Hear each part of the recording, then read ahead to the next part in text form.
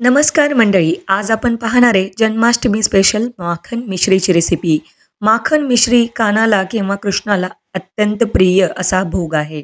आता आपण जन्माष्टमी स्पेशल वेगवेगळे प्रसाद बनवतच असतो, पण पटकन होणारा प्रसाद आणि अतिशय टेस्टी हा माखन मिश्रीचा प्रसाद कसा बनवायचा ते पाहणार आहोत.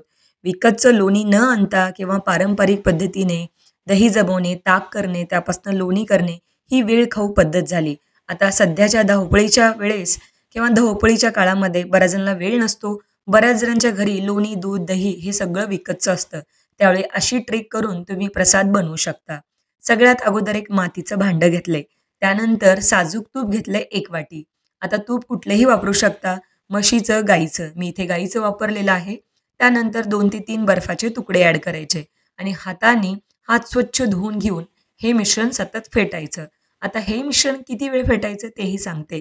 अगदी 1 ते 1.5 मिनिटाच्या आत यापासून लोणी तयार होतं. आता बऱ्याच जणांच्या घरी लोणी, बटर असेल किंवा दही, ताक या सगळ्या गोष्टी विकतचं आणतात. मग अशा वेळी ज्यांच्याकडे अजिबातच वेळ नाहीये, तर त्यांनी ही पद्धत वापरली तर त्यांना जास्त कामास येईल किंवा जास्त हेल्पफुल होईल. आता अशा प्रकारे हे मिश्रण सतत हलवत राहायचे जोपर्यंत याचा लोण्याचा गोळा तयार होत नाही. हे माखन अत्यंत सोपं आहे बनवायला. जर बाजारातून लोणी विकत आणत असाल, तर तुम्ही ही पद्धत नक्की घरी ट्राय करू शकता. बघा, याचा जो काही कलर आहे, तो खूप वेगळा तयार होतो. म्हणजे अगदी लोण्यासारखा पांढरा शुभ्र याला कलर येतो आणि याचं टेक्स्चरही त्याच पद्धतीचं येतं. आता याचा घट्टसर गोळा होईपर्यंत सतत हलवत राहायचं, फेटून घ्यायचं.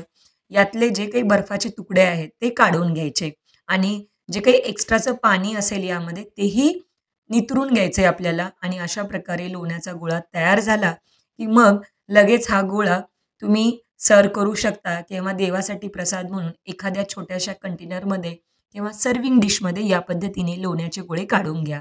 आता यातला बर्फही 1 ते 2 जे काही शिल्लक होते तेही मी काढून घेतलेले आहेत. तुम्ही पाहू शकता याचं टेक्स्चर किती परफेक्ट आलेलं आहे आणि यावर मिश्री अर्थातच खडीसाखर. आता खडीसाखरसुद्धा यावर आवडीनुसार किंवा गरजेनुसार वापरावी. तर तयार आहे आपला इन्स्टंट लोण्याचा गोळा किंवा माखन मिश्री. यावर थोडंसं गार्निशिंगसाठी मी पिस्ता वापरले. तर आपला हा कानाचा भोग तयार. नक्की ट्राय करा. रेसिपी आवडली असेल तर लाईक, शेअर, सबस्क्राईब नक्की